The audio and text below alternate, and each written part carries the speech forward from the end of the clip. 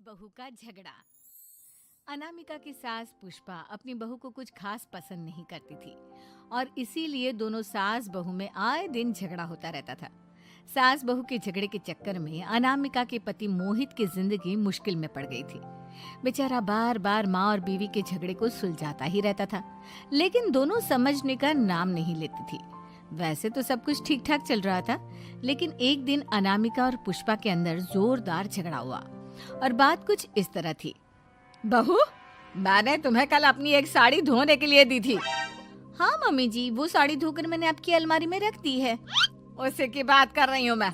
जरा देख तो, इस साड़ी को देखकर किसी भी तरह से लगता है ये धुली हुई है।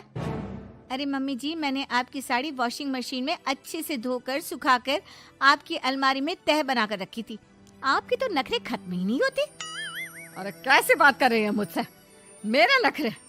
अरे मोहित, जरा ये देख तो, ये साड़ी धुली हुई लग रही है क्या? अरे मम्मी, जब अनामिका कह रही है कि उसने साड़ी धोई थी तो मान लो ना। हर बात पर झगड़ा करना जरूरी है क्या? क्या है ना मोहित, तुम्हारी माँ को तो मेरे हर काम में नुस्ख निकालने की आदत पड़ गई है। जब तक दो चार खरी खोटी सुना नहीं लेती ना, इनका दिन नहीं निकलता। अरे चुप कर, बहू होकर मुझे जवाब देती हो। एक तो गंदे कपड़े उठाकर अलमारी में रख दिए, ऊपर से कैंची की तरह कचर कचर बोली जा रही हो। अरे मम्मी जी, आपको समझ में नहीं आता क्या? मैंने साड़ी धो कर रखी थी। तो फिर इतनी गंदी क्यों लग रही है? अब मुझे क्या पता मम्मी जी, आप इस पर इस तरह तेल और घी की चिकनाई के दाग लगाकर लाएंगी तो ये मेरी जिम्मेदारी थोड़ी ना है। अरे तो हाथ से धोना चाहिए था ना। मैं आपकी बहू हूँ, नौकरानी नहीं जो एक कपड़ा रगड़ रगड़ कर हाथ से धो दूंगी। आपको पहननी है तो पहनिए, नहीं तो रख दीजिए। तुझे तो मैं अच्छी तरह बताऊंगी, मुझे जवाब देती है। एक दिन सुबह के वक्त, अरे अनामिका, मेरी व्हाइट शर्ट कहाँ है? आज ऑफिस में बहुत बड़ा प्रेजेंटेशन है और मुझे वो व्हाइट शर्ट पहन कर जाना है। मुझे पता है, आपने मुझे 2 दिन पहले ही बता दिया था और आपकी शर्ट मैंने धोकर अच्छी तरह आयरन करके अलमारी में लगा दी है। जाइए वहां से ले लीजिए। अनामिका, ये तुमने क्या किया? ये देखो, शर्ट पर लिपस्टिक का दाग लगा हुआ है और ये तो एक जगह से जल भी गई है। नहीं नहीं मोहित, ऐसा नहीं हो सकता। मैंने तो तुम्हारी शर्ट ठीक से इस्त्री करके अलमारी में लगाई थी। तो फिर ये जल कैसे गई अपने आप? अलमारी में लटके लटके थोड़ी ना जल जाएगी। पर मोहित, मुझे अच्छी तरह याद है। देखो, अपनी गलती को छुपाने की कोशिश मत करो। और अगर शर्ट जल भी गई थी तो तुम्हें पहले बताना चाहिए था ना। मैं नई शर्ट लेकर आ जाता। अब ऐन वक्त पर शर्ट कहाँ से लेकर आऊं? मेरा इतना इम्पोर्टेंट प्रेजेंटेशन था, सब खराब हो जाएगा। अरे बेटा, क्यों परेशान होता है? ये देख, मैंने तेरे लिए पहले से ही एक नई व्हाइट शर्ट ला कर रखी है। लेकिन मम्मी, आप मेरे लिए व्हाइट शर्ट क्यों लेकर आई? अरे मुझे पता था तेरा प्रेजेंटेशन होने वाला है और अपनी इस बहू पर तो मुझे बिल्कुल भी भरोसा नहीं। क्या पता मेरी साड़ी की तरह तेरी शर्ट भी गंदी करके रख देती। और देख, वही हुआ ना। बेटा, सारी टेंशन छोड़ और ये नई शर्ट पहन कर जा। थैंक यू मम्मी, आज तो आपने बचा लिया मुझे। कुछ दिनों के बाद, अरे अनामिका, जानती हो, ऑफिस में मेरा जो दोस्त है ना अमर, आज उसका बर्थडे है और उसे तुम्हारे हाथ का चॉकलेट केक बहुत पसंद है। थोड़ा सा बनाकर टिफिन में रख दो ना प्लीज। हाँ हाँ, क्यों नहीं।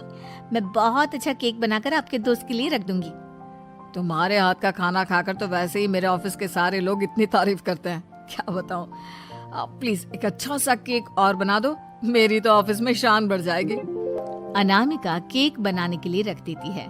पुष्पा चुपचाप जाकर उस पे ढेर सारा नमक डाल देती है। देख अमर, तेरी भाभी ने तेरे लिए चॉकलेट केक बनाकर भेजा है, तुझे बहुत पसंद है ना? यार, तू बहुत किस्मत वाला है। भाभी इतना अच्छा खाना बनाती है और साथ में केक भी। वैसे भाभी को थैंक यू बोलना। थैंक यू बाद में, पहले तो ये केक खा कर देख। बहुत मेहनत से बनाया है अनामिका ने। अरे यार, इस केक में तो बहुत सारा नमक है। लगता है भाभी ने शक्कर की जगह खूब सारा नमक डाल दिया है। अरे मोहित, तू तो अपनी बीवी की कुकिंग की बहुत तारीफ करता फिरता है। जरा पूछना अपनी बीवी से, केक में नमक कब से डलने लग गया। क्या यार, तुझे भी मेरा ही जन्मदिन मिला था बिगाड़ने के लिए। केक नहीं लाना था तो मत लाता, कम से कम मुझे इस तरह नमक वाला केक तो नहीं खिलाता। अरे नहीं यार, अनामिका ऐसा नहीं कर सकती, जरूर कुछ गड़बड़ हुई होगी। घर जाने के बाद अनामिका, अगर तुम्हारा केक बनाने का मन नहीं था तो ना बनाती, लेकिन मेरी बेइज्जती करवाने की क्या जरूरत थी? अरे आपकी बेइज्जती, ये आप क्या कह रहे हैं? मैंने तो सुबह आपको इतने अच्छे तरीके से केक बना कर दिया था।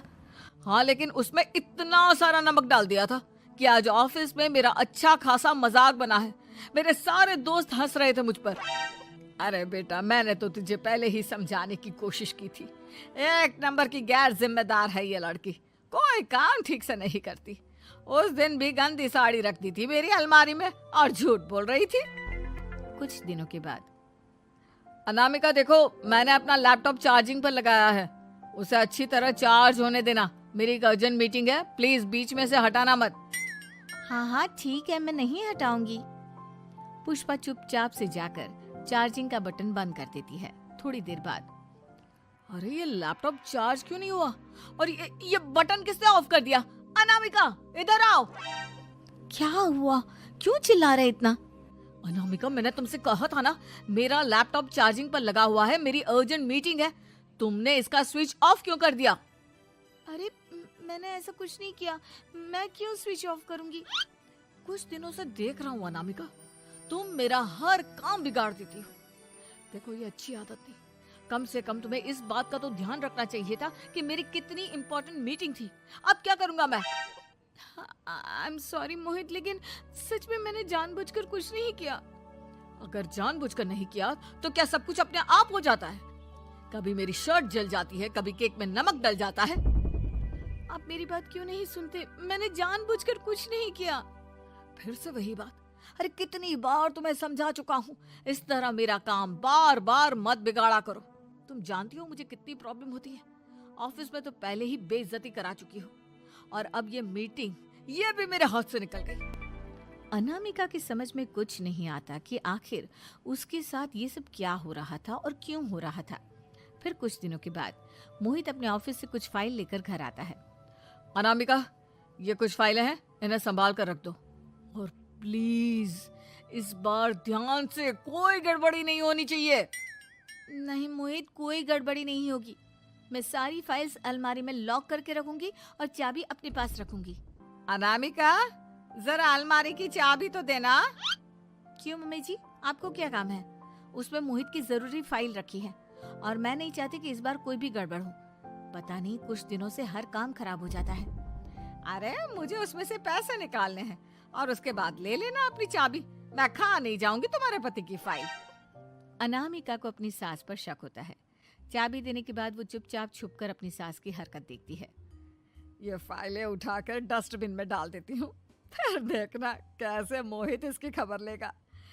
इस बार तो छोड़ेगा नहीं इसे।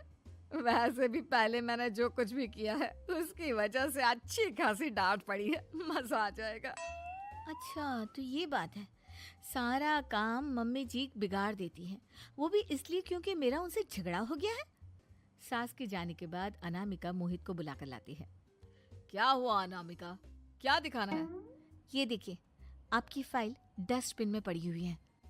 इसीलिए तो कहा था संभाल कर रखना, और तुमने उठाकर ये फाइल डस्टबिन में डाल दी। मैंने नहीं, तुम्हारी मम्मी ने डाली है, मुझसे बदला लेने के लिए, ताकि तुम मुझे डांटो। और अगर मैंने डाली होती तो मैं तुम्हें दिखाने के लिए बुलाकर तो नहीं लाती ना। सही कह रही हो, मैं अभी मम्मी से जाकर बात करता हूँ। थोड़ी देर बाद, मम्मी सच सच बताइए, मेरी फाइल अलमारी में से निकाल कर डस्टबिन में आपने डाली थी ना? अरे अपनी माँ पर इल्जाम लगाता है, शर्म नहीं आती तुझे? मैं इल्जाम नहीं लगा रहा हूँ मम्मी, जो सच है वही पूछ रहा हूँ। आप जल्दी से बताइए आपने ऐसा क्यों किया?